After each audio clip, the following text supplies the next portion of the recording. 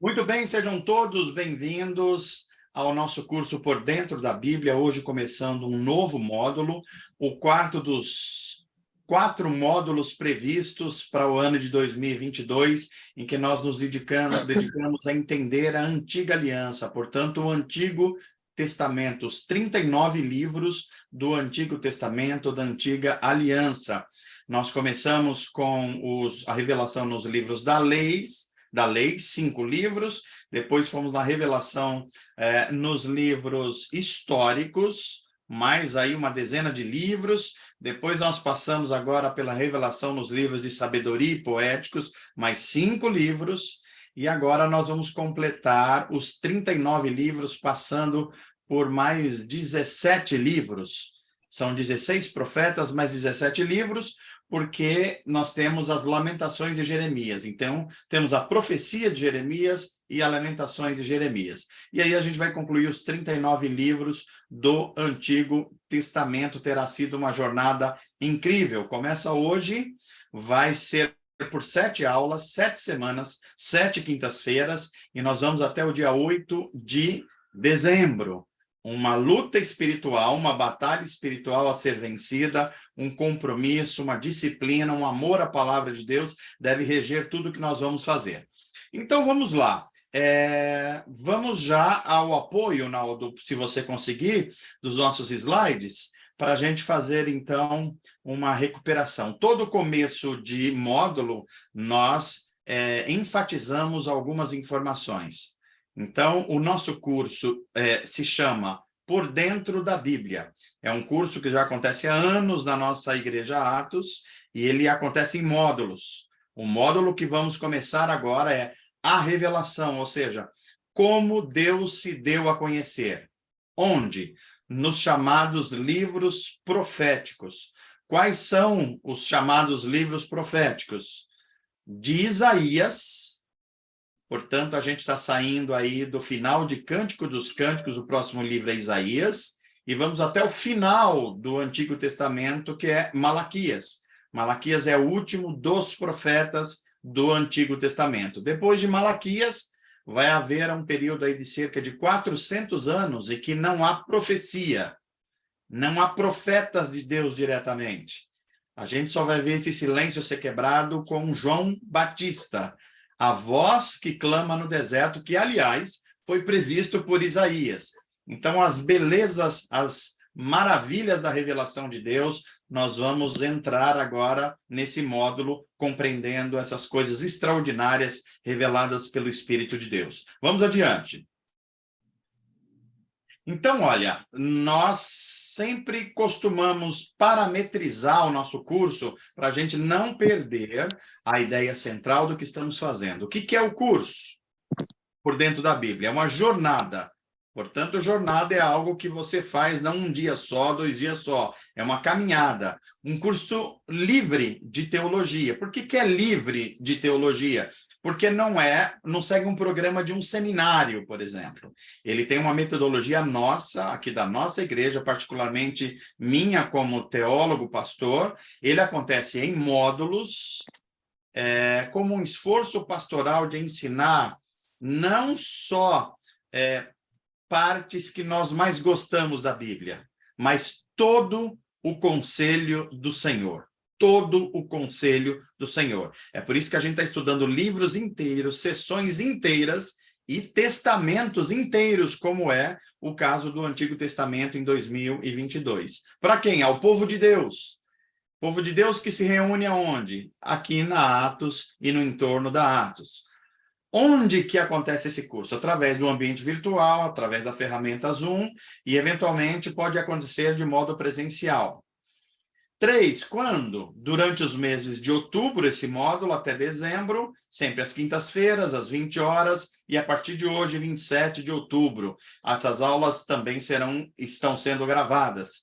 Quem pode participar? Primariamente os membros da Atos, visando o crescimento do discipulado cristão, da maturidade espiritual e do treinamento ministerial. Olha só, discipulado cristão, ou seja, se parecer com Jesus aprendendo com ele, Maturidade espiritual, crescer na graça e no conhecimento e manifestar o fruto do Espírito.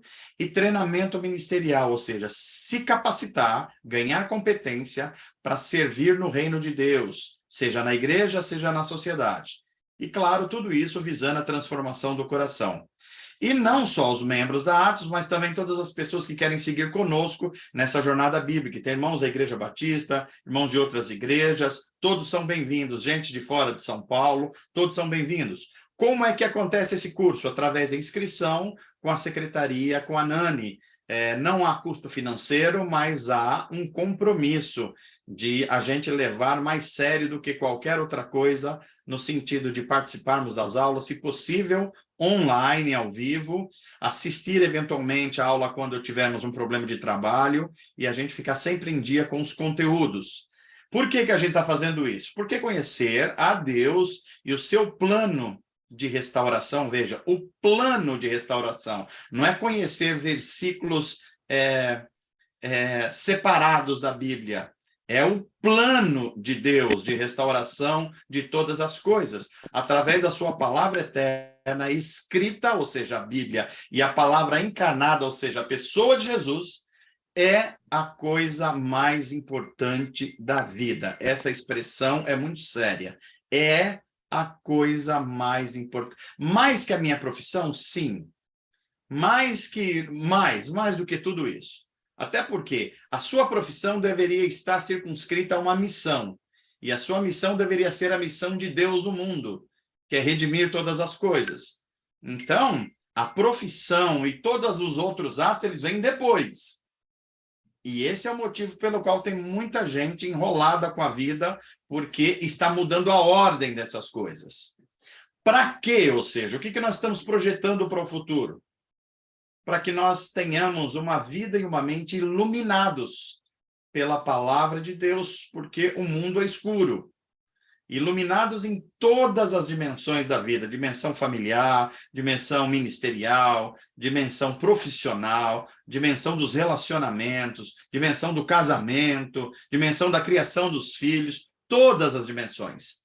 Fortalecidos pelo Espírito Santo, que é o Espírito da palavra, portanto, palavra é palavra do Espírito, e Espírito é o Espírito da palavra. Não há e nem pode haver separação entre Espírito e palavra. E para que conheçamos cada vez mais a Cristo, para quem, ou seja, para Cristo, que converge todas as coisas que existem. A ciência, a arte, a economia, a política, tudo que se imagina de conhecimento e de dádivas que o Criador nos deu, convergem ou devem convergir para Cristo.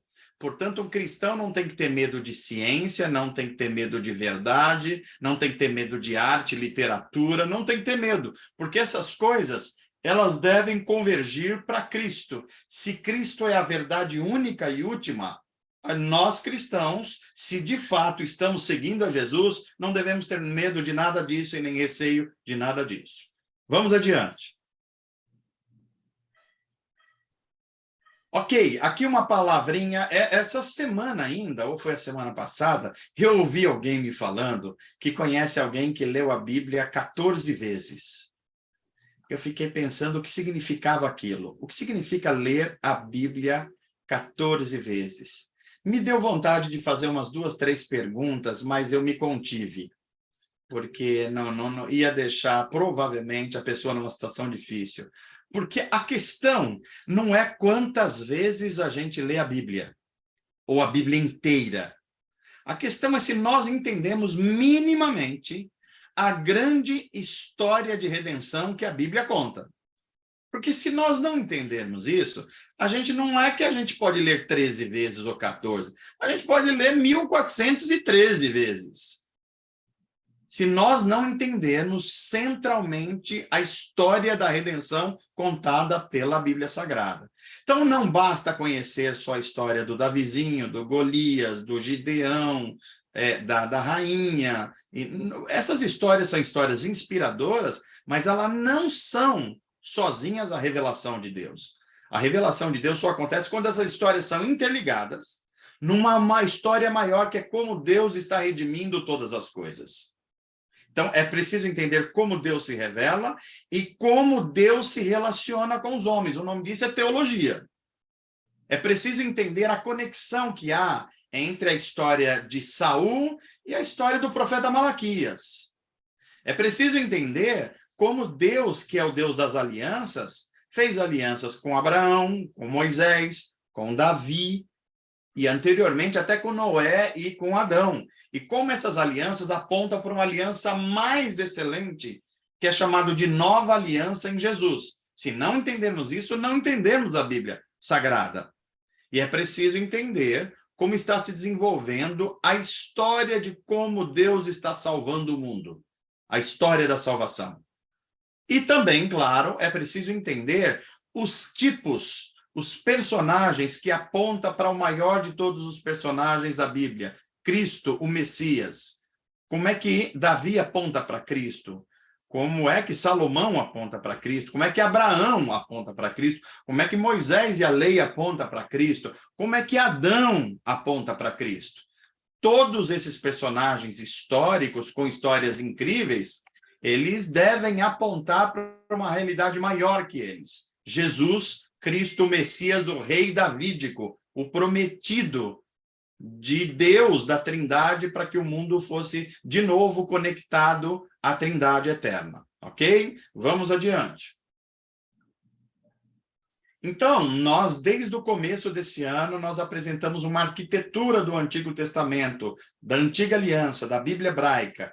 E essa arquitetura tinha aí oito departamentos, por assim dizer. Primeiro, nós estudamos o Gênesis, e no Gênesis tem 3 dessas 8 arquiteturas. O relato da criação, como é que o Criador criou, preparou, preservou o mundo que conhecemos, o cosmos, e colocou o homem para governá-lo. Depois nós vemos o segundo ponto, que foi como é que o ser humano, embevecido pelo seu próprio orgulho, enganado pela serpente, tentou viver uma vida autônoma de Deus e foi um desastre. Terceiro lugar, o chamado dos patriarcas. Como é que Deus, depois de muita violência, corrupção desde a época de Adão até Noé, e que termina na civilização da Torre de Babel, Deus resolve reconstruir a humanidade baseado numa aliança com 3 homens, Abraão, Isaque e Jacó, portanto, o chamado dos patriarcas. Aí nós já chegamos em Êxodo, é o 4º ponto dessa arquitetura, é o 4º cômodo dessa arquitetura.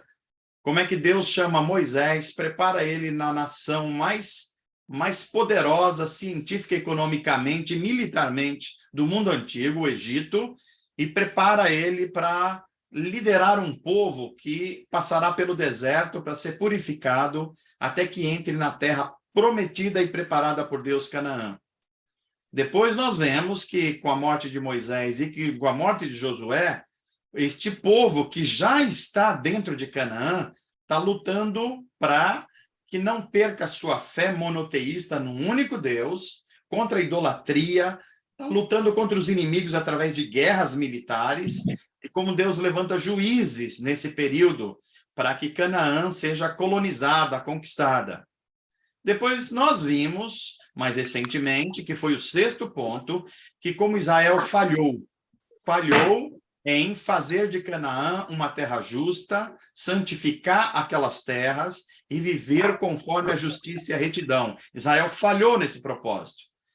Então, os reis falharam, sacerdotes falharam, e é nesse contexto que Deus faz surgir um novo personagem no mundo antigo, que é o personagem do profeta.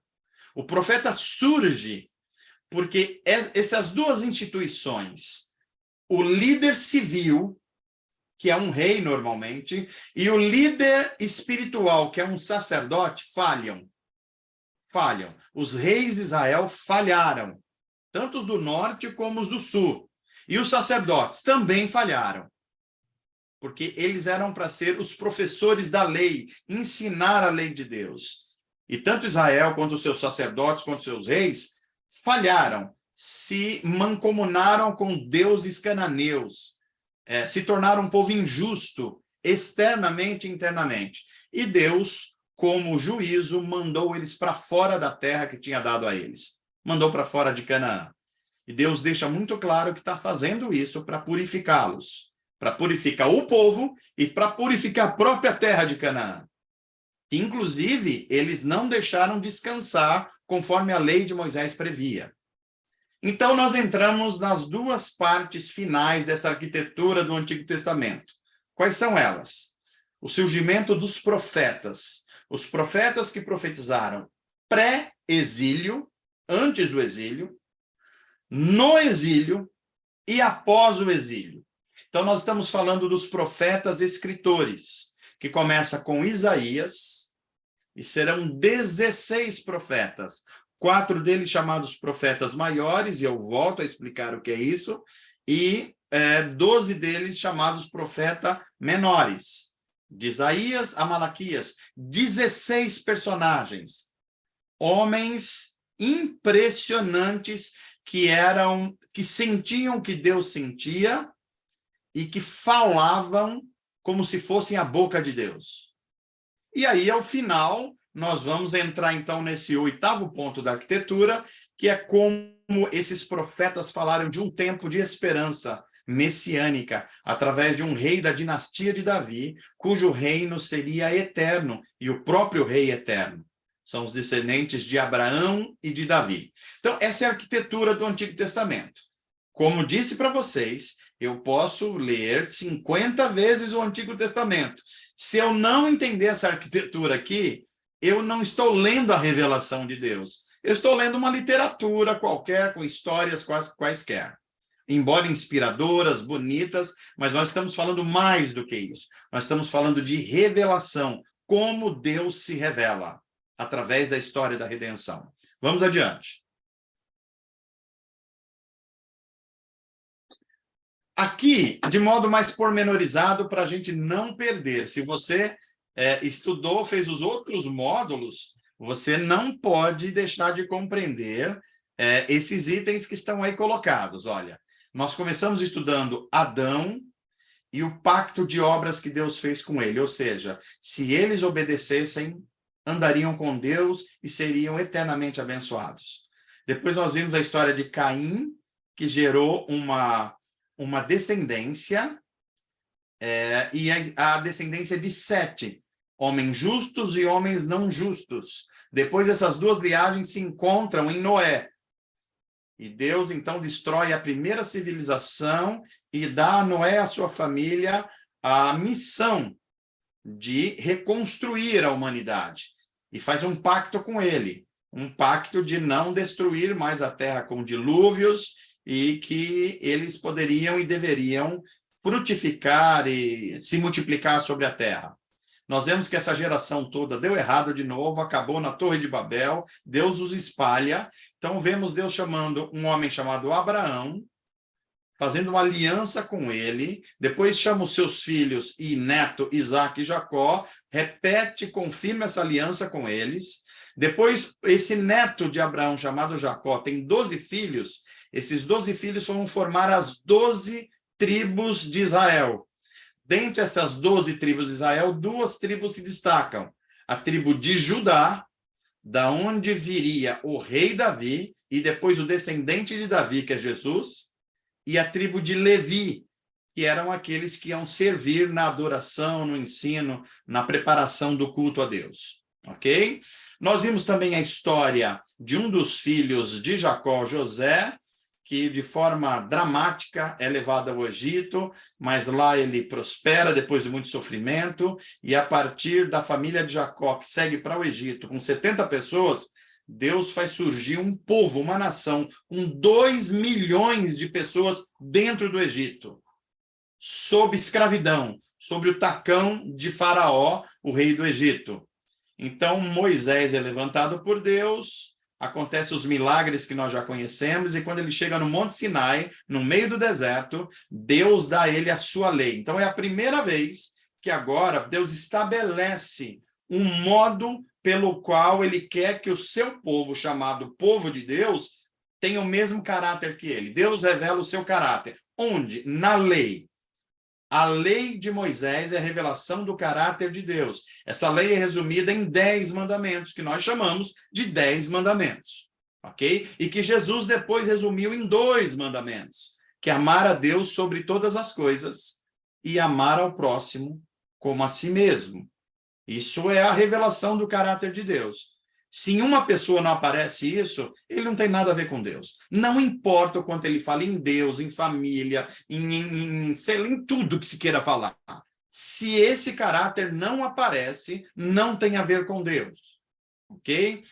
Depois nós vimos Josué, que foi o descendente de Moisés, colonizando a terra prometida. Entra para Canaã, mas tem que vencer os povos que estão lá. São 7 povos idólatras, cruéis, extremamente malignos, e essa luta é parcialmente vencida. Parcialmente, nós já vimos o porquê. E depois aparece, então, o tempo dos juízes, onde o povo de Israel perde a adoração legítima e então oprimida por povos que habitam Canaã, e Deus de quando em quando levanta juízes, líderes militares que Deus levanta para libertar parcialmente o povo. Então a gente chega na monarquia. A monarquia vocês já conhecem: primeiro rei Saul, segundo rei Davi, terceiro rei Salomão, ok?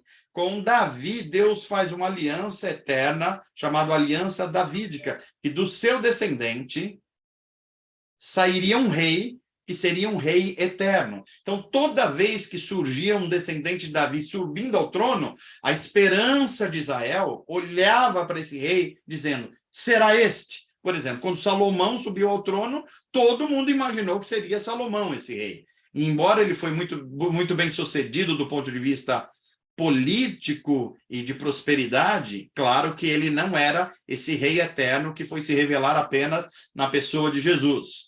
Depois nós vimos que depois desses 3 reis, Saul, Davi e Salomão, nós vemos o reino se dividir: reino do sul, Judá; reino do norte, Israel; reino do sul, capital, Jerusalém; reino do norte, capital, Samaria. E a gente viu que esses 2 reinos, tanto do norte, que foi primeiro, quanto do sul, foram parar no exílio porque ambos desobedeceram a Deus e viveram em injustiça. E aí é nesse período, entre esse juízo de Deus aplicado, que surgem os profetas, que vivem antes do exílio, durante o exílio e depois do exílio. É nesse período também que aparecem lideranças impressionantes como Esther, a rainha, Zorobabel, aquele que trouxe os primeiros judeus de volta, como um segundo êxodo para Jerusalém. Aparece Esdras, um sacerdote impressionante. Aparece Neemias, um homem público de estirpe. E aparece também o retorno à terra de Jerusalém, através da única tribo que sobrou, a tribo de Judá. E aí, a partir de Malaquias, que foi o último profeta, nós vamos ver o chamado silêncio de Deus. Cessa a profecia. Deus não fala mais como falava através de Isaías até Malaquias. Isso dura quase 400 anos, até surgir um último dos profetas, de fato, que é João Batista, que vai anunciar Jesus, o Messias, o rei Davi. Esse é o resumo do Antigo Testamento. Vamos adiante. Então, o nosso curso Por Dentro da Bíblia, em 2022, ele está trabalhando com 4 módulos. O primeiro foi revelação nos livros da lei, Pentateuco; revelação nos livros históricos, que vai desde Josué até Reis, no nosso caso até Crônicas; depois a revelação nos livros poéticos, que vai de Jó a Cânticos; e, finalmente, revelação nos livros proféticos de Isaías a Malaquias. Vamos adiante. Vamos entender aí, olha. Vamos entender como é que os judeus viam o Antigo Testamento, que era a Bíblia deles. Então, só lembrando, nós já estudamos isso aí. O Antigo Testamento é igual ao que se chama de Bíblia hebraica. Só a divisão interna que é diferente, mas o conteúdo é o mesmo. Por exemplo, no nosso Antigo Testamento cristão, tem 39 livros. Na Bíblia hebraica é o mesmo conteúdo, mas a divisão é 22, 23 divisões, ok? E como é que eles enxergam? Eles enxergam os 5 primeiros livros como a Torá, Nós chamamos de Pentateuco, eles chamam de Torá. Gênesis, Êxodo, Levítico, Números, Deuteronômio. E depois eles agrupam toda uma série de livros que eles chamam de profetas, que eles chamam de antigos e de últimos profetas, ou ainda de profetas anteriores e profetas posteriores. O que eles chamam de antigos profetas? De Josué a Reis. E que eles chamam de últimos profetas ou profetas posteriores? De Isaías a Malaquias, que é essa coluna do meio. E o restante da Bíblia? Todo o restante eles chamam de escritos. Da Bíblia, estou dizendo aqui Bíblia hebraica, Antigo Testamento. Então, Salmos, Jó, Provérbios, os 5 rolos, porque tem livros ali que estão todos juntos, Ruth, Cânticos dos Cânticos, Eclesiastes, Lamentações, Esther, e olha que interessante, Daniel não aparece como no livro dos profetas, ele aparece como nos escritos. Depois eu vou dar uma explicação sobre isso aí. Aí vem Esdras, Neemias e Crônicas. Olha, Crônicas que a gente vê naquele primeiro trecho lá como histórico, eles vêm como os escritos, tá bom? Só para a gente diferenciar a teologia judaica da teologia cristã. Vamos lá, adiante. Então aqui, olha, agora a divisão da Bíblia cristã. Então, nós dividimos da seguinte, são os 4 módulos que nós estamos estudando. O Pentateuco, 5 primeiros livros, os chamados livros históricos de Josué até Esther, os livros de poesia e sabedoria, que é de Jó a Cânticos, e o livro dos profetas maiores e menores, que vai de Isaías a Malaquias. Essa é a divisão tradicional na teologia cristã, 4 grandes módulos, que é o que a gente está estudando. Vamos adiante. Fazendo o link entre esses módulos, o que a gente viu nos livros históricos? Nós vimos a ação de Deus formando um povo, o povo de Israel, um povo com quem ele fez aliança, através da descendência de um homem chamado Abraão. Depois ele chama Moisés, que liberta o povo do Egito, e chama Davi como o rei, o monarca que venceu os inimigos de Deus, os inimigos externos, uniu as 12 tribos que estavam dispersas e recebeu a promessa de que a sua dinastia, a sua descendência, traria um rei que seria eterno, e que nós sabemos que é Jesus o Cristo. O povo de Israel falhou em cumprir o pacto monoteísta, ou seja, de ter um só Deus para que esse Deus fosse o Deus de Israel. Eles falharam. E por isso eles saíram perdendo um monte de coisa. Perderam o território, Canaã, perderam o templo que foi destruído, sendo levado para o exílio assírio primeiro e depois o babilônico. Mas Deus mantém a sua fidelidade e promete restaurar. Nos livros poéticos, nós vamos ver a história agora vista da sabedoria humana que vem da sabedoria de Deus. Como é que eles percebiam Deus agindo nos assuntos do cotidiano. Então, nós temos aí de Jó a Cânticos. É a relação desse povo da aliança com o seu Deus Yahvé, que apesar das falhas, das fraquezas, da idolatria, da corrupção, tudo isso resultou em um conjunto de pensamentos, de percepções sobre a vida, de insights, inclusive de poesias, cujo conjunto é chamado de sabedoria, com S maiúsculo, aí, apontando para um tipo de vida que tem, na obediência à lei do Senhor, que é a lei dada a Moisés, como um grande farol que ilumina a existência humana e torna ela bem-sucedida. Então, trata-se de uma sabedoria humana, cuja fonte é a infinita sabedoria de Deus. Ok? Vamos adiante. Então, agora nós chegamos propriamente no módulo Revelação nos livros proféticos. Veja, quando o livro de Reis e Crônicas termina, os livros históricos, nós vemos a história de Israel narrada desde a época de Abraão, vamos lembrar disso, Abraão, Isaque, Jacó, José no Egito, Moisés, todo o deserto, a entrada em Canaã com Josué, a colonização de Canaã e batalha contra os povos que lá habitam através dos juízes, até surgir o último juiz, que é Samuel, que elege o primeiro, que unge o primeiro rei, Saul, depois Davi, depois Salomão, 20 reis, reinos do sul, reino do norte. Essa é a história que é contada. Só que nós vimos essa história contada a partir dos reis. Agora, nós vamos ver como os profetas atuaram nessa história. Desde Abraão até a velhice do último rei do reino de Judá, antes de ser levado para a Babilônia, que é o rei Joaquim. Então, nós vamos pegar um período que pega 2000 anos antes de Cristo, 2000 antes de Cristo, até 560 anos antes de Cristo. Portanto, aí cerca de 1500 anos no total. Agora, olhem para esse mapa aqui embaixo, olha. Nós temos primeiro aí Moisés, que é considerado o primeiro profeta da Bíblia, propriamente dito. Moisés está vivendo há 1400 anos antes de Cristo. Lembra que depois de Moisés veio Josué, que é também considerado um profeta, mas também um líder militar, e vieram juízes.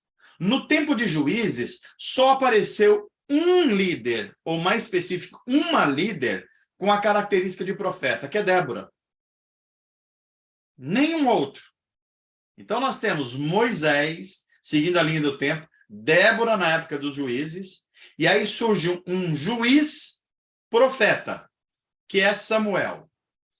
Samuel já surge no ano de 1051. Olha aí a linha do tempo.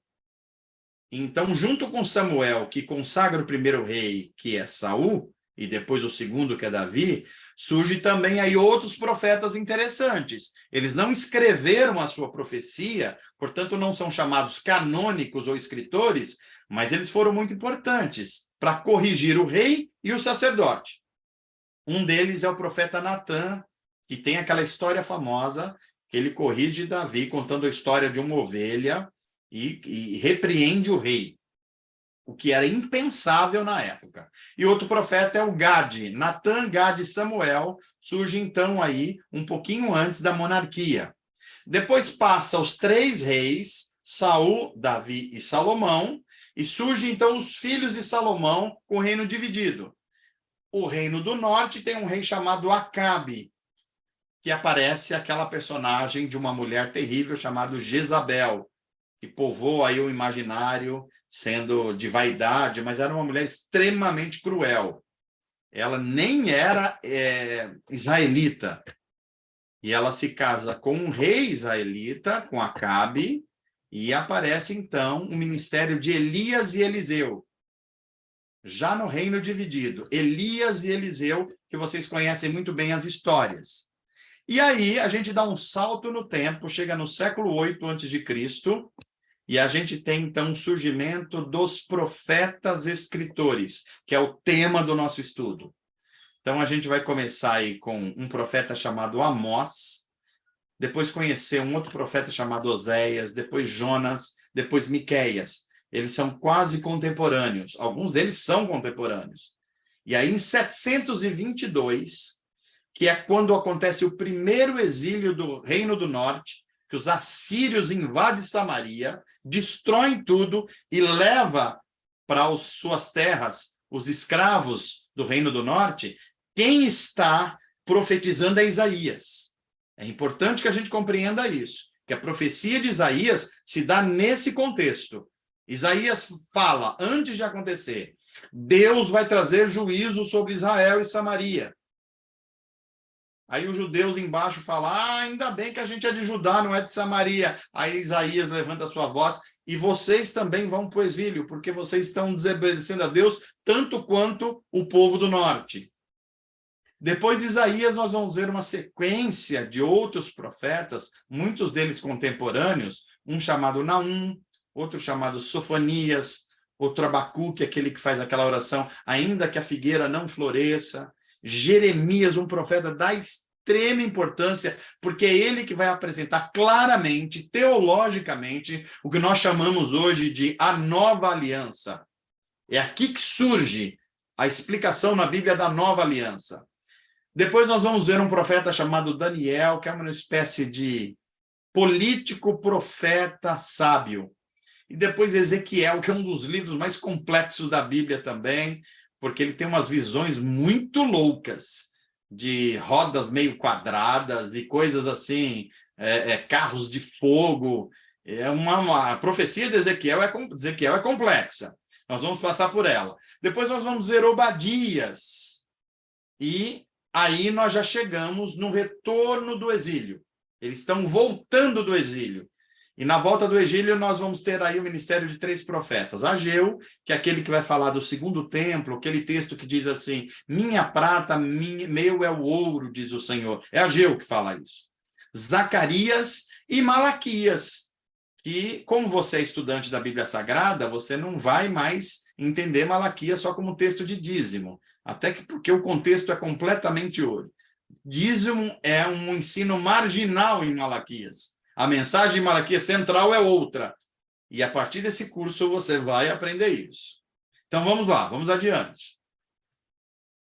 De olho no relógio aqui. Então vamos lá, olha, nós estamos estudando o módulo dos profetas, a revelação nos livros proféticos.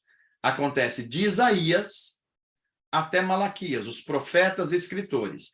Mas vamos entender o contexto do que a Bíblia chama de profeta. Veja, desde Moisés surgiu a profecia propriamente dita. É claro que a Bíblia também chama Abraão de profeta, porque ele falava com Deus e recebia a palavra de Deus. Mas era uma profecia limitada normalmente a uma pessoa. Agora, em Moisés, é alguém liderando o povo pela profecia. Então, quem é Moisés? Moisés, junto com Arão, lidera o povo de Deus que sai do Egito em direção a Canaã. E aí, Deus estabelece 2 tipos de liderança. Um é a liderança civil, é o governo civil. Inclusive, os cristãos deviam ler, reler, triler, ler 10 vezes Deuteronômio 17 para entender como a Bíblia trata política e como a Bíblia trata a liderança segundo Deus. Deuteronômio 17. Não é o zap, não é ideologia, não é a fake news, é Deuteronômio 17. Ok? Então, vamos lá. Deus, então, separa a liderança. Moisés cuida da liderança civil e fala com Deus. E Arão? Arão cuida da vida religiosa, cuida do sacrifício, cuida da adoração a Deus desse povo. É assim que Deus trata com Moisés e com Arão. Esse período se estende até chegar no período dos reis, da monarquia. Então, quando chega o tempo de Saul, a gente vai ver, por exemplo, Saul agora como rei, porque Moisés fazia um papel de profeta e rei, por assim dizer. Agora, Saul, Davi e Salomão, eles assumem um papel de rei, de liderança civil, de governo. E quem é a liderança religiosa? Quem é que ensina sobre adoração, sobre as escrituras? É o sacerdote. E quem é o sacerdote nessa época? Samuel. Ocorre que nós vamos chegar numa época, principalmente quando Samuel morre, que os reis vão desandar. E não só os reis, os sacerdotes também.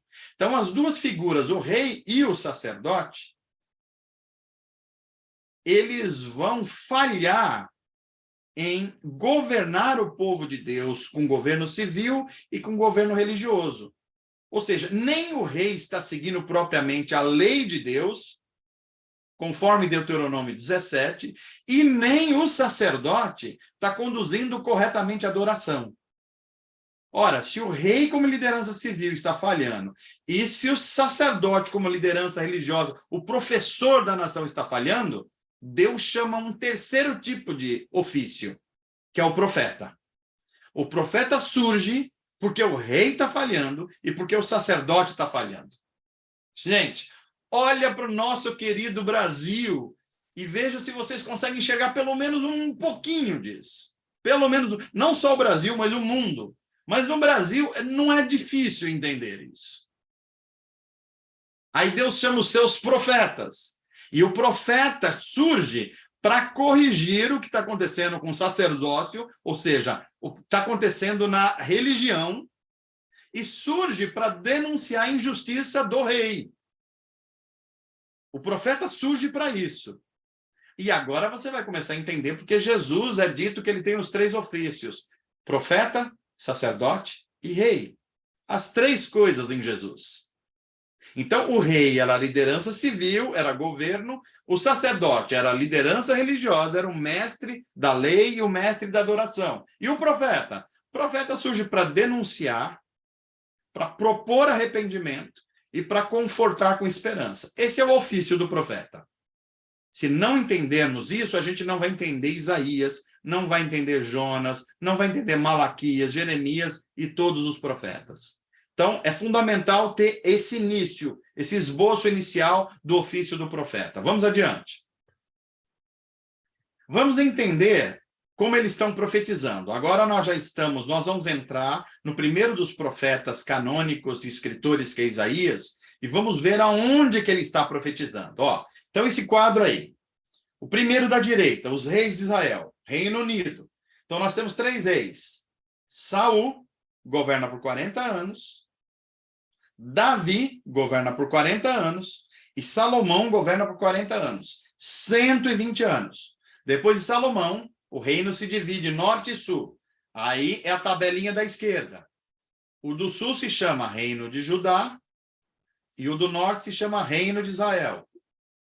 O reino de Israel é um desastre do começo ao fim. É um desastre do começo ao fim. Ele começa com Jeroboão e ele termina com um rei chamado Oséias. Não é o profeta, é um rei. E aí eles vão para o exílio da Síria. 722, portanto, 200 anos depois da divisão do reino, do primeiro descendente de Salomão, o povo fez tanta bobagem, tanto pecado, que eles já foram para o exílio. Mas a redenção continua no reino de Judá, o reino do sul. Então vamos entender aí, olha. Quando Salomão morre, quem assume é o seu filho Roboão. Agora não é mais Reino Unido, é o reino dividido. Ele está reinando só sobre 2 tribos, que é Judá e Benjamim. Roboão. Depois de Roboão vem o rei Abias, que é descendente do Roboão. E depois vem um rei chamado Asa, que reina 41 anos. Depois do rei Asa, vem o rei Josafá. Josafá reina por 25 anos. Aí nós vemos aí um outro rei chamado Jeorão, Acasias e Atalia, reis que reinam por períodos muito curtos. Aí vem um rei que reina por um período muito longo, 40 anos, que é Joás, tudo no Reino do Sul. E aí vem Amazias. Agora preste atenção depois de Amazias, porque vai surgir 4 reis aonde Isaías vai profetizar. E é importante a gente compreender o profeta e o momento histórico que está acontecendo. O primeiro é Uzias. Você vai se lembrar daquele texto do profeta Isaías, no Isaías 6. No ano que morreu o rei Uzias, eu vi a glória de Deus manifesta. Olha o profeta e o momento histórico. O rei Uzias também era chamado de Azarias. Ele reinou por 52 anos, portanto, grande parte do ministério profético de Isaías foi durante o reinado desse rei. Mas o Isaías também pegou um pouco do rei Jotão, do rei Acás, do rei Ezequias. O Ezequias é outro rei importante, porque ele fez uma reforma religiosa, e ele foi aquele rei que Deus deu 15 anos a mais para ele. Ele ia morrer, ele orou, e Deus deu 15 anos para ele. Deu hora extras para ele. Ok? E Isaías morre no comecinho do reinado do rei Manassés, que provavelmente foi o rei mais cruel e mais maligno de Israel. Manassés. Isaías provavelmente foi cerrado ao meio por esse rei. Terrível. Ok? Então, olha, Uzias, Jotão, Acás, Ezequias e talvez um pouquinho aí de Manassés. Vamos lá. Vamos adiante. Então, introdução aos livros dos profetas. E o primeiro texto de Lucas, olha como Lucas relata isso aí. Então, Jesus, é no caminho de Emaús aqui, ó. Então, Jesus os conduziu por todos os escritos. Eu já expliquei o que eram os escritos lá, de Moisés e dos profetas. ou seja, pelo Antigo Testamento, explicando o que as Escrituras diziam a respeito dele, Jesus, que era o Messias e que era o rei davídico prometido em todo o Antigo Testamento. Então, cada um dos profetas do Antigo Testamento, desde Moisés até Malaquias, que é o último, transmitiu as mensagens de Deus ao reino de Israel, norte, e a Judá, no sul. O próprio Deus encarregou os profetas das suas tarefas, e o Espírito deu poder a eles para realizá-las. Era a responsabilidade dos profetas basicamente três coisas: confrontar o povo de Deus com seu pecado. Confrontar o povo, confrontar rei, confrontar sacerdote, era difícil a função deles. 2, mostrar as consequências inevitáveis do julgamento que viria caso o povo continuasse a quebrar a aliança de Deus. Isaías e Jeremias fazem isso de forma incrível. 3, comunicar que se houvesse arrependimento, haveria um futuro de esperança, que viria depois do julgamento, seria uma espécie de purificação. Então, os profetas mostram que precisamos de um Salvador e eles apontam repetidamente para Cristo. Vamos adiante. Agora, estudar os profetas e entender a linguagem deles não é algo fácil. Não é algo fácil para ninguém. E se você está achando que você não tem capacidade intelectual para atender, você fala assim, puxa, que assunto difícil, que modo complexo, você não está sozinho. Martinho Lutero, um dos maiores homens que o mundo já conheceu, um dos maiores teólogos, o homem que foi o principal responsável pela Reforma Protestante, que é o maior movimento depois de Atos dos Apóstolos, olha o que ele disse sobre os profetas. Ele lê os profetas e diz assim, os profetas têm uma forma estranha de se expressar, como pessoas que, em vez de prosseguir de forma ordenada, eles falam de uma coisa, depois falam de outra, de modo que não se pode entender o que pretende dizer nem onde eles querem chegar. Ora, se Martinho Lutero falou isso sobre os escritos dos profetas, a gente tem alguma chance. Vamos adiante. Então, vamos começar a entender aí os profetas. Os escritos proféticos, então, vão desde Moisés até Malaquias, 1400 a.C., 400 a.C., portanto, 1000 anos. 2. No entanto, antes deles, a Bíblia também chama de profeta homens como Abraão, Moisés, Samuel, Davi, Natã, que não escreveu nada, mas era um profeta, Gade era outro profeta na época de Davi, Hulda, que era uma profetisa na época do rei Josias, que fez uma reforma religiosa. 3. Eles eram chamados inicialmente de videntes, especialmente Elias e Eliseu. Eram chamados de videntes. E também eram chamados de porta-vozes de Deus. 4. Os profetas, ao contrário do que muita gente pensa, não eram os professores regulares da palavra de Deus. Não eram os profetas que ensinavam a palavra de Deus. Essa função era dos sacerdotes, que inclusive falharam em fazer isso. Por isso que os profetas vieram. 5. A era clássica dos profetas, de fato, começa com Elias, embora Moisés, Abraão também sejam chamados de profetas. E Elias está profetizando logo depois da morte de Salomão, durante o reinado de um dos descendentes aí, que é o rei Acabe. Ok?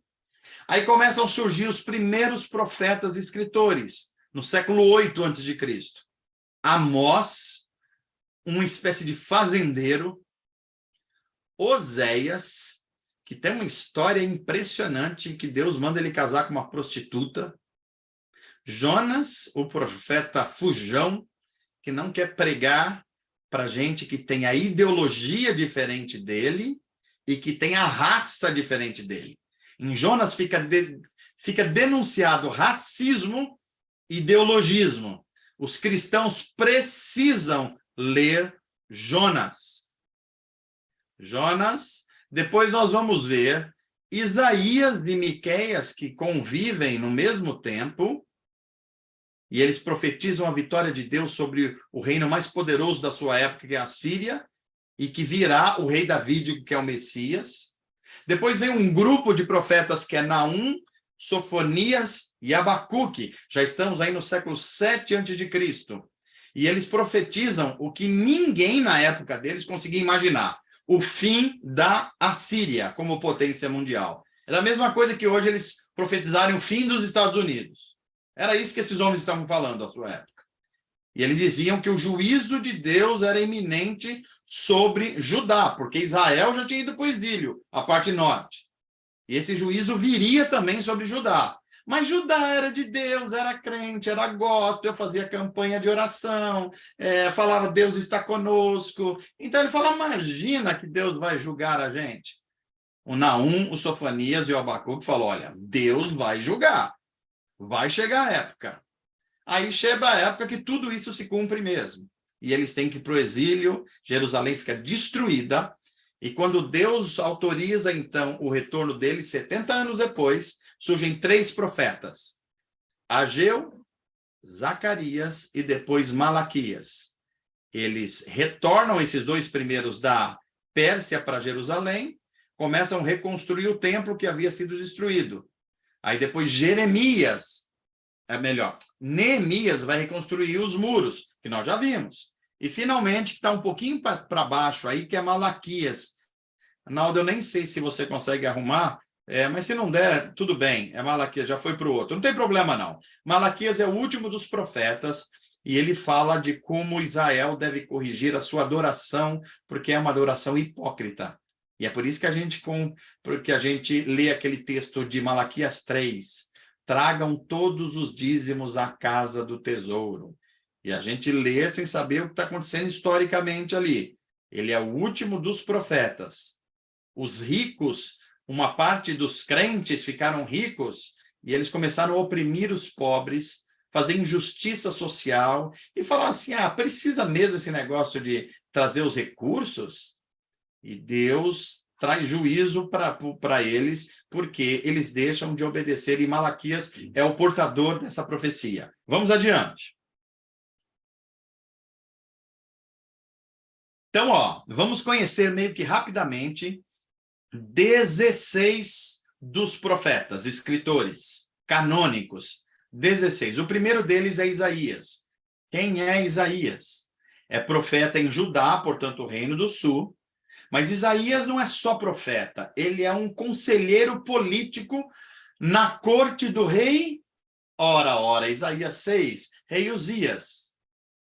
No ano que morreu o rei Uzias, eu vi a glória. Olha como é importante o período histórico. Ele viveu durante a invasão da Síria, a potência da época, e o exílio do Reino do Norte. Isaías profetizou e viu o primeiro exílio, que foi o Reino do Norte. A Síria entra em Samaria, cerca Samaria, e há uma tragédia de morte, de sofrimento, de gente comendo carne humana, de fome, de doença. Isaías está vendo tudo isso. E ele estava profetizando que isso ia acontecer, e aconteceu, e profetizou que aconteceria depois em Judá. 120 anos depois aconteceu. Isso é Isaías. Jeremias, o outro profeta, ele viveu mais ou menos uns 100 anos depois de Isaías. Ele era profeta em Judá também, e ele já viveu um pouquinho antes do reino de Judá também para o exílio. Ele viveu quando o povo foi levado para a Babilônia, Jeremias foi deixado em Jerusalém. O Nabucodonosor deixou ele lá. E ele viveu numa cidade arrasada, destruída, com fome, com peste, com doença e com muita desobediência a Deus. Isso é Jeremias. Depois nós temos Ezequiel. Ezequiel é o profeta que é levado com os judeus para o exílio da Babilônia. Ele vai junto. Nabucodonosor leva todo mundo. Só que lá no exílio ele tem visões de Deus, são visões dos últimos tempos. A gente vai conhecer essa profecia. E Daniel? Daniel, ele vai antes do grande exílio, porque, na verdade, quando nós falamos exílio de Judá para a Babilônia, nós não estamos falando de um evento só. Nós estamos falando de 3 eventos. Antes desse evento maior que a gente cita, que é no ano de 586 a.C., já em 605, portanto, 20 anos antes, Nabucodonosor já tinha invadido Jerusalém e pegou os universitários, por assim dizer. Ele escolheu as melhores cabeças de Jerusalém e falou: vou levar vocês comigo. Vocês vão me ajudar, eu vou dar um curso, uma faculdade de cultura babilônica para vocês, e vocês vão me ajudar a governar. Olha só que interessante. Quem vai junto? Daniel, que era da corte em Judá, Sadraque, Mesaque e Abdenego, que vocês conhecem a história. Olha que interessante.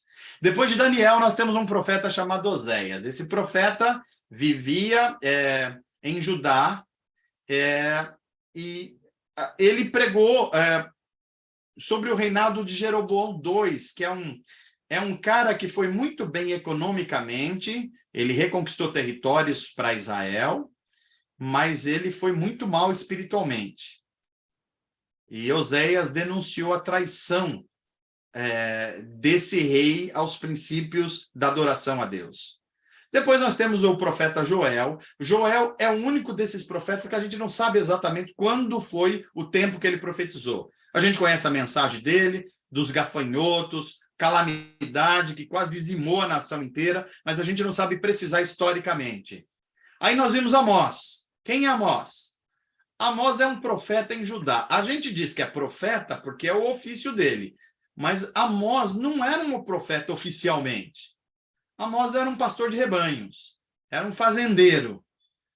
E é um fazendeiro, olha só que coisa, que pregou contra a injustiça social. Tenta imaginar, olha a loucura que é a profecia de Amós. Tenta imaginar um fazendeiro do agronegócio denunciar os seus parceiros que estão escravizando pessoas dentro das suas fazendas. Isso é Amós.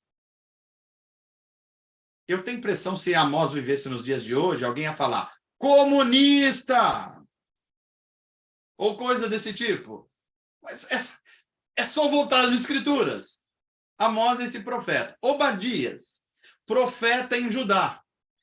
E ele pregou contra uma nação inimiga de Israel, Edom, que foi formado pelos descendentes de Esaú, aquele Esaú e Jacó. Essa nação foi punida por Deus porque eles viviam torcendo para Israel dar errado. E Deus reprovou eles. E Obadias foi o profeta que foi o instrumento de Deus para isso. E Jonas? Jonas foi profeta em Israel, Reino do Norte. Olha que interessante. Vocês se lembram num texto do Novo Testamento que o pessoal fala, criticando Jesus, quando Jesus vem da Galileia, que é o norte de Israel, e as pessoas falam assim: você deveria saber, se você é um rabino, que os profetas não vêm do norte, não vêm de Israel. Olha como os fariseus estavam mentindo, porque Jonas é do norte, é do reino de Israel no norte. Olha como a coisa já acontecia de notícias mentirosas já nessa época aqui. E ele pregou contra Nínive. Quem era Nínive, gente? Era a capital da Síria. Quem era a Síria? O reino que estava oprimindo Israel. Deus manda Jonas pregar arrependimento para os seus algozes, aqueles que estavam hostilizando Israel. Por isso que Jonas não queria ir. E Jonas também era um cara muito nacionalista. Ele falava: eu sou hebreu e eu não quero saber de nenhum outro povo. Aí Deus fala: você tem que amar os assírios. Aí ele fala: não, eu não amo ninguém que não seja judeu. Não, mas você vai amar. Mas ele, além de não ser judeu, são meus inimigos e meus opressores. Aí, pois é, aí Deus ensina ele a amar o inimigo. Essa é a mensagem de Jonas. Miqueias é profeta em Judá, nos reinos, olha só dos reis, Jotão, Acás e Ezequias, os mesmos reis que foi o ministério de Isaías. Portanto, Miqueias é contemporâneo de Isaías. Ele prega contra a opressão dos mais pobres e corrupção no mundo político. Vem depois Naum, profeta em Judá. Ele prega sobre a opressão da Síria, a mesma Síria que Jonas foi levado a pregar, cuja capital era Nínive.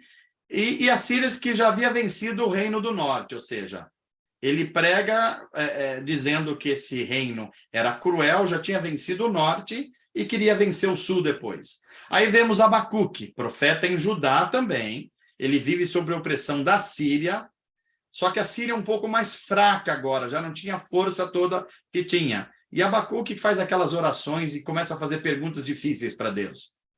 Deus, por que você não julga a opressão, a corrupção, a injustiça social em Israel? Aí Deus fala, tá bom, eu vou fazer isso. Aí Abacuque fala, Deus, como que o senhor vai fazer isso? Aí Deus fala, eu vou mandar os assírios fazer isso aí com vocês. Aí Abacuque, você está de brincadeira, Deus. Os assírios são os nossos algozes. Aí Deus fala, mas é eles que vão ser meu juízo. Eles vão punir Israel e depois eu puno eles. É assim que Deus age com Abacuque. Depois nós temos Sofonias, profeta em Judá, no início do reinado de Josias. Por que é importante isso? Porque Josias é considerado o rei reformador da religião em Israel. Israel só teve 2 períodos em que os reis davídicos foram, digamos assim, mais tementes a Deus do que menos tementes. No período do rei Ezequias e no período do rei Josias. O resto, um desastre espiritual. Ageu já profetiza depois que o povo volta do exílio para Jerusalém. Ele profetiza e encoraja a reconstrução do templo de Israel, o segundo templo. Zacarias, a mesma coisa, são contemporâneos. Ageu e Zacarias. E depois de um tempo, uns 40, 50 anos, surge então o último dos profetas canônicos e escritores, Malaquias. Essa região da Palestina já está sob o domínio de um outro império, os persas. Então vieram os assírios, os babilônicos venceram os assírios, os persas venceram os babilônicos. E mais para frente os gregos vão vencer os persas. E mais para frente os romanos vão vencer os gregos, que foi a época onde Jesus nasceu. Ok? Vamos adiante. Temas centrais nas profecias, nos livros proféticos. Olha, em uma ou duas palavras. O tema central de Isaías é como Deus salva. Esse é o centro. O tema central de Jeremias é Deus age através de alianças. Inclusive, ele está trazendo uma nova aliança e definitiva. Esse é o tema de Jeremias. Ezequiel está preocupado em profetizar a grandeza da glória de Deus no mundo. Em Daniel, nós vamos ver que a preocupação de Daniel é demonstrar o quanto Deus é soberano sobre o império, sobre a história humana. Em Oséias, nós vamos ver a tristeza de Deus pelo pecado humano. É um livro comovente, Oséias. Em Joel, nós vamos ver como Deus promete o seu espírito como derramamento numa nova era que vai se cumprir em Atos dos Apóstolos e que é o sinal da aliança pregado por Jeremias. Olha como eles se conectam. Amós, o Deus que ama a justiça, inclusive a justiça social. É o profeta que mais fala de justiça social na Bíblia. E diz que Israel está sendo julgado e será julgada porque deixa de ministrar a justiça nos governos e nas relações humanas. Esse é Amós. Obadias, ele prega contra o país estrangeiro, portanto, fala também da soberania de Deus contra Edom, que é um país estrangeiro. Temos Jonas. A pregação de Jonas é a misericórdia de Deus por um povo terrível. São os assírios que moram em Nínive. Temos Miqueias. Miqueias denuncia o ódio de Deus pela opressão do órfão, da viúva, do estrangeiro e do pobre, e a corrupção na política. Miqueias é um profeta extremamente político na sua mensagem. Naum profetiza, inclusive, o juízo sobre quem? Olha só, sobre a Síria e Nínive, que Jonas pregou. Eles não se arrependeram no futuro. E Naum profetizou juízo sobre eles. Abacuque, o Deus que se deixa perguntar, inquirir, como Jó, que fazia perguntas difíceis para Deus, Abacuque também fez muitas perguntas difíceis. E Deus não tinha problema com isso, não. Aí vemos Sofonias. Sofonias prega para muitas nações, mostrando que Deus não está restrito a governar apenas Israel. Deus é Deus de todas as nações. Depois surge Ageu, já depois do exílio, pregando sobre a reconstrução do templo de Deus, o segundo templo. Zacarias, a mesma coisa, prega junto com Ageu. E, finalmente, o Malaquias, cujo centro da pregação é a santidade de Deus, não é o dízimo. O dízimo é uma consequência da santidade de Deus. Ok? Vamos adiante. Então, aqui, olha, só elucidando algumas nomenclaturas que aparecem na Bíblia e na teologia cristã, que a gente precisa estar antenado para entender o que está sendo dito. Primeiro, os profetas são classificados como profetas maiores e profetas menores. Quem são os profetas maiores? Isaías, Jeremias, Ezequiel e Daniel. Por que eles são ditos maiores? É porque eles são mais espirituais, mais poderosos? Não. É porque eles são ditos maiores porque os seus escritos, eles escreveram as suas profecias e têm mais volume, escreveram mais, são mais extensos. Por isso são chamados de maiores. Só por isso. E os menores? Justamente o contrário, que é de Oséias a Malaquias, que são 12 livros. São ditos menores porque seus escritos são menos extensos. É por isso. Ok? Essa é uma nomenclatura. Profetas maiores são 4, profetas menores 12. Total 16. Agora, principalmente na teologia judaica, é usado um outro nome, que é os profetas anteriores e profetas posteriores. Quem são os anteriores? Olha quem são chamados de profetas: Josué, Juízes, Samuel 1 e 2 e Reis 1 e 2.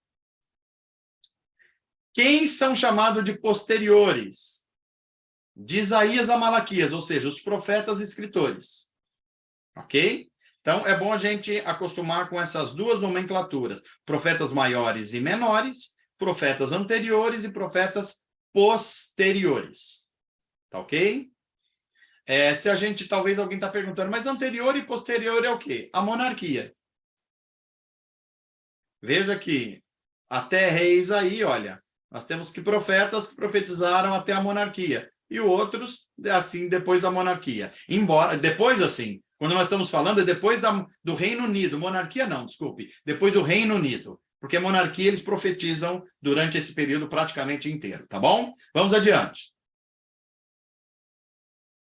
Isaías, o tema da profecia de Isaías é o Deus Salvador. Deixa eu ver se eu tenho tempo. Não tenho mais tempo. Vai à próxima tela só, Naldo. Eu vou ter que tomar daí. Eu vou ter que retomar daí na próxima aula.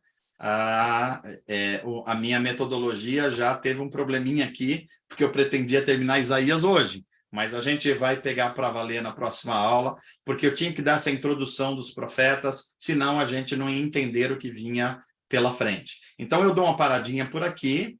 A gente, então, retorna com o Naldo para a gente fazer uma interação, uma integração, questões, dúvidas, opiniões, comentários. Esse é o momento da gente fazer uma interação. Contigo, Naldo. Perfeito, perfeito, maravilha. Vamos lá, pessoal, esse é o momento onde nós fazemos perguntas, fazemos algum questionamento e alguma experiência que você tenha correlato ao tema.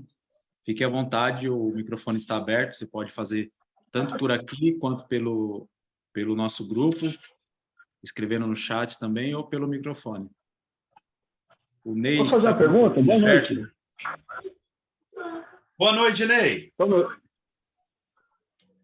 Pastor, é o seguinte, toda vez que eu vejo os profetas, sempre fala do dia do Senhor. A minha pergunta é, quando ele fala do dia do Senhor, ele se refere ao fim dos tempos, Apocalipse, ou se refere ao povo de Israel indo para o exílio?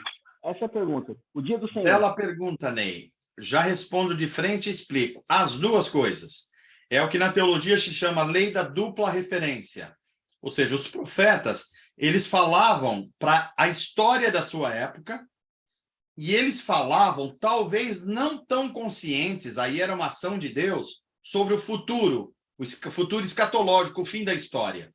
Então, quando os profetas falam do dia do Senhor, principalmente os profetas escritores, eles estão falando do julgamento de Deus, que vai tirar o povo de Israel da sua terra prometida, que é Canaã, e vai os levar para o exílio. Esse é o dia do Senhor na história. Só que eles estão falando também, especialmente Isaías e outros, de coisas que não estão limitadas àquele tempo e àquela história. Daniel, por exemplo, estão estão projetadas para o final da história humana. Então, eles estão falando das duas coisas como o dia do Senhor. O exílio como julgamento de Deus na história e também o dia do Senhor como um retorno triunfal de Cristo como Senhor da história. As duas coisas estão contempladas. Belezura, muito obrigado. Ficou claro, valeu. Muito bom. Pessoal, fique à vontade para fazer perguntas, tá bom?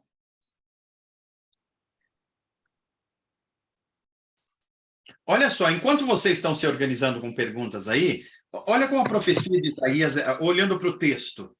Isaías, capítulo 1, vamos lembrar que Isaías profetizou num ambiente extremamente religioso. Não faltava religião na época de Isaías. A religião estava corrompida. Era como se, trazendo para os dias de hoje, é como se todo mundo fosse evangélico. Mas tinha corrupção, tinha violência, tinha opressão, os ricos esmagando os mais pobres, os sacerdotes pregando mentiras. Era essa época. E olha o que Deus fala na boca do profeta Isaías em 1:13. Parem de trazer ofertas inúteis, ou seja, vocês estão me tentando comprar com dízimos. Parem de trazer o incenso de vocês, é repugnante para mim. As suas festas, as luas novas, os sábados, as campanhas, as atividades religiosas. Eu não consigo suportar o culto de vocês e assembleias de vocês, porque estão cheias de iniquidade. Olha só a profecia de Isaías. E não é só isso aqui, não. Se você começa a tatear, aqui você vai ver, por exemplo, Isaías 6, aquele texto que Isaías reconhece que está no meio desse povo de Deus pecaminoso, e ele fala assim: ai de mim, estou perdido, pois sou um homem de lábios impuros e vivo no meio de um povo de lábios impuros. Os meus olhos viram o Rei, o Senhor dos Exércitos. Isaías só consegue ver a glória de Deus quando ele ganha consciência que os outros não ganharam, de que a religião estava corrompida. E é aí que ele tem visões dos céus, inclusive dos serafins. Isso Manuel, é a beleza da profecia de Isaías. Alguém falou aí ou não? Oi, Manu, boa noite a todos. Boa noite, Lúcia. Eu queria fazer uma pergunta justamente sobre esse capítulo que você está lendo, que eu li hoje, que fala, o primeiro versículo, né? Eu queria entender se é só um contexto histórico, quando ele fala no ano em que o rei Uzias morreu. E também, uma outra pergunta, não sei se é relevante, quando ele tem as visões, ele está acordado ou desacordado? Olha só, Isaías, ele identifica historicamente quando é que aconteceu isso. Quando morreu o rei Uzias. Ou seja, o primeiro rei que ele tratou lá antes de Jotão, Acás e Ezequias. Então, os historiadores dizem que Isaías era provavelmente parente de um desses reis. Ou era o rei Uzias, ou um outro rei. Então, era um cara que vivia na corte. É um cara que vivia na elite de Israel. Ele era um profeta e era um conselheiro político. Só que ele só consegue ter essas visões de Deus quando ele tira a cabeça da corte política. Enquanto ele está lá, ele está misturado com o povo de Deus que está pecando o tempo todo. Então, ele deixa bem claro que ele vê a glória do Senhor e ele grita: quando eu vejo a santidade de Deus, eu vou morrer.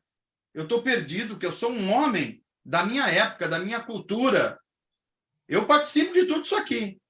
Mas aí Deus faz um tratamento à base de brasa nos lábios de Isaías. Queima os lábios dele no sentido de purificação, e aí ele está pronto para ser a boca de Deus.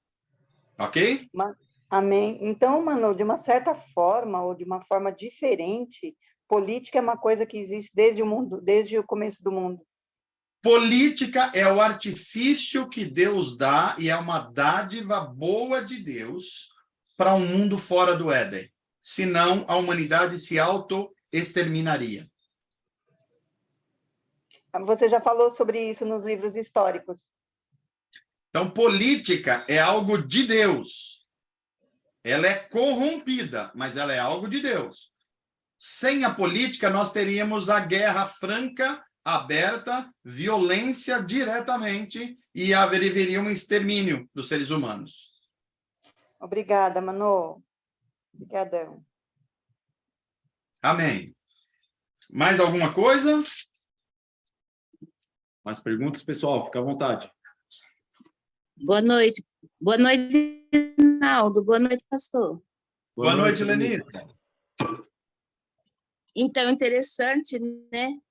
Como a gente consegue perceber as coisas hoje atuais, né? Porque Isaías, ele rejeitou, né, pastor? Naquele tempo, diferente dos seus contemporâneos, riquezas, alianças, proteção militar, esquemas desonestos, né?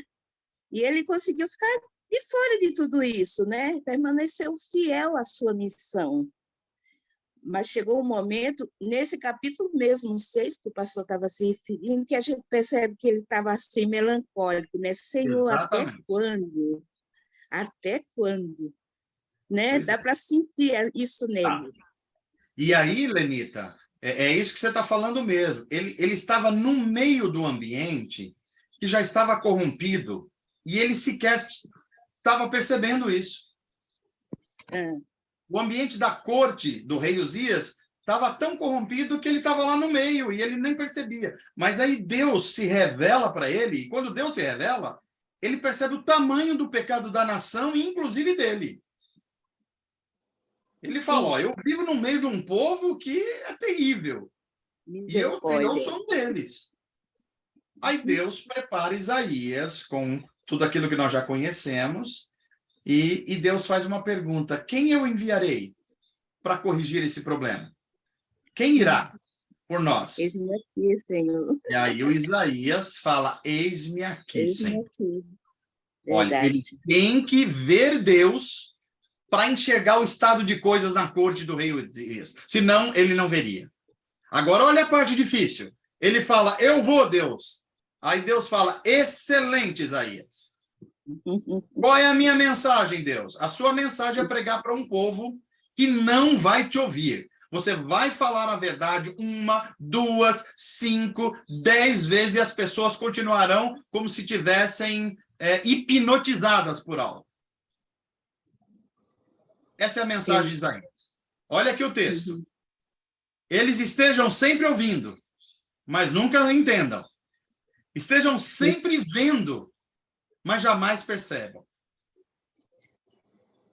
Dentro da mensagem já estava a sentença. Olha, se nós vamos à Escritura, nada é novo para a gente. Nada é novo. As Escrituras são maravilhosas. Se a gente mergulhar nessa palavra eterna, é iluminar a nossa mente, o nosso coração, o nosso caminho. Aí a gente fala assim: Senhor, mas espera aí, eu estou aconselhando uma pessoa, eu estou falando o tempo inteiro, eu estou orientando o tempo inteiro, como é que essas pessoas não ouvem? Aí Deus fala: seja bem-vindo ao grupo dos profetas.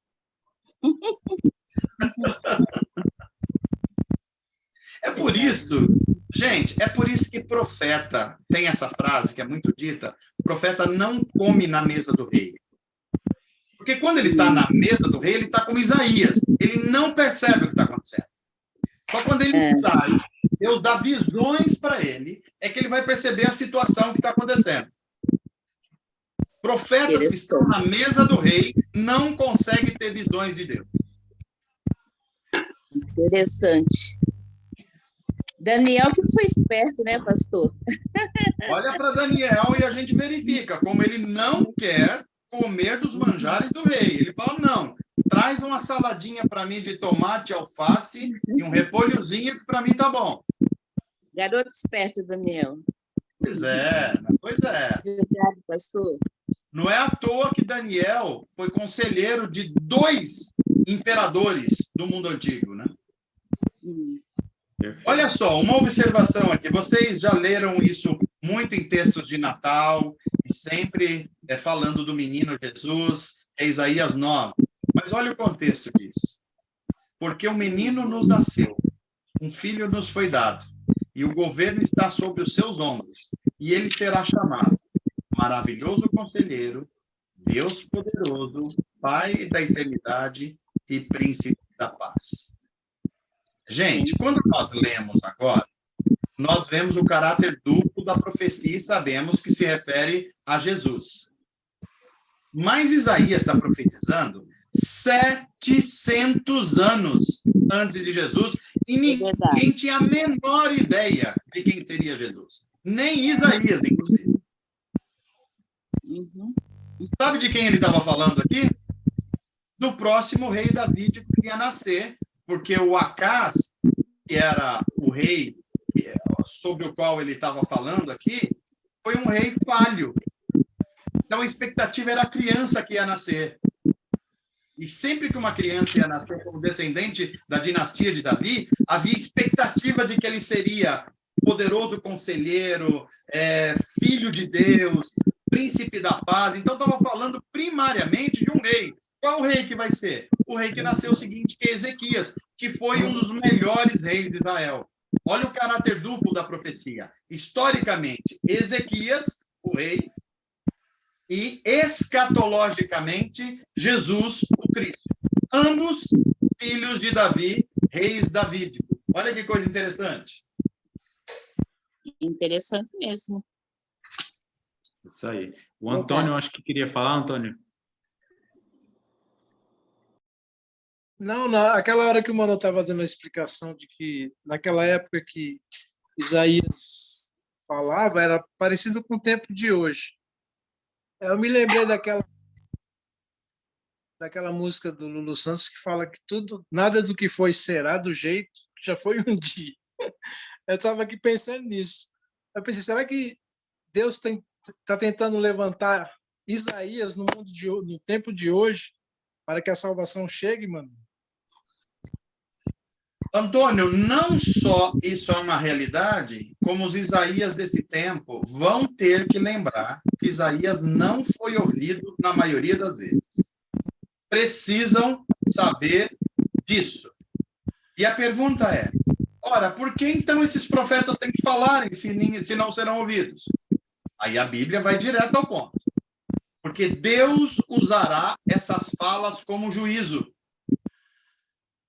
Ninguém poderá dizer que não ouviu, porque os profetas de Deus falaram. Sim. Então é isso. Um profeta tem que ter essa consciência. Ele não fala para ser acolhido, entendido, não fala. Ele fala porque ferve dentro dele a palavra de Deus, como Jeremias disse. Eu não queria ser profeta, Jeremias fala. Eu só estou apanhando, ninguém me entende, todo mundo fala que eu estou louco. Os outros profetas falsos estão dizendo que vai tudo bem para Israel. Eu estou falando que está tudo mal. Estão batendo em mim, me mandam preso. Eu não queria ser, mas ele fala, dentro de mim arde os meus ossos se eu não falar a palavra de Deus. Jeremias fala isso. É um ministério profético. Com certeza. Em outras palavras, pastor, Ah. Ele quer dizer assim, não existe inocente. Não existe inocente. Exatamente. Né? Não existe. É por isso que quando a gente vai falar a palavra de Deus, às vezes dá até palpitação no coração. Pois é. E a palavra de Deus, Antônio. E a palavra de salvação, mas é também palavra de juízo. É as duas coisas juntas. Verdade. Valeu. A Lúcia diz o seguinte aqui no chat, ó: quando lemos os profetas, esquecemos que eram homens como nós, sujeitos às mesmas coisas, mas debaixo da direção de Deus. E aí ela acrescenta que Daniel, ele era vegetariano. Oi? Olha só, deixa eu contar uma coisa sobre Isaías, que é o nosso primeiro profeta, que eu vou abordar um pouquinho mais na aula que vem. Isaías era um cara fino, era um intelectual, vivia na corte, na elite de Judá. Era o que a gente poderia dizer assim, um cara da elite. Deus tira ele, dá visões para ele, para ver a sua santidade e o pecado de Judá. E tem um momento da vida de Isaías, quase que isso não é falar, que Deus quer mostrar para Israel como eles perderam a santidade e que eles vão para o exílio. E sabe o que Deus manda Isaías fazer para representar isso? Andar durante 3 anos nu por Jerusalém, pelado. E descalço. E descalço. Verdade.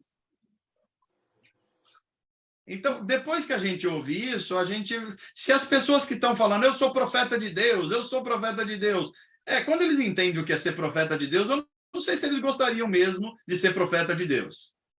Por exemplo, se Deus mandar fazer alguma coisa como mandou Isaías e Jeremias, eu não sei se há esse glamour em ser profeta de Deus, não.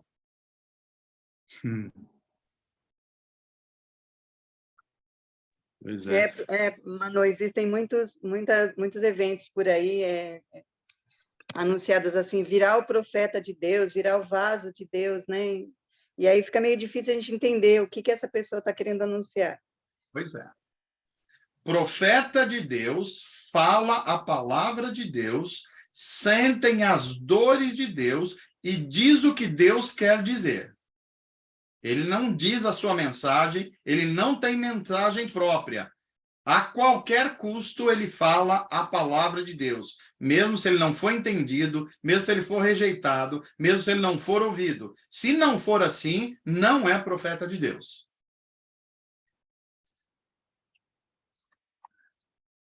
Perfeito. Olha Perfeito. só, profeta de Deus como Isaías pregando sobre jejum. Isaías viveu uma época que tinha uma espécie de umas marchas para Jesus em Jerusalém.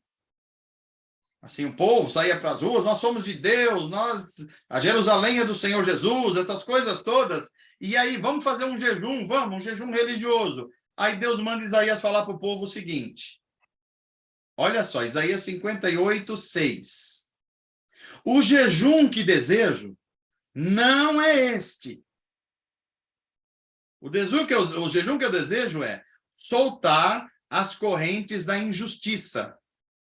É desatar as cordas do jugo. O jejum que eu desejo é pôr em liberdade os oprimidos e romper todo o jugo.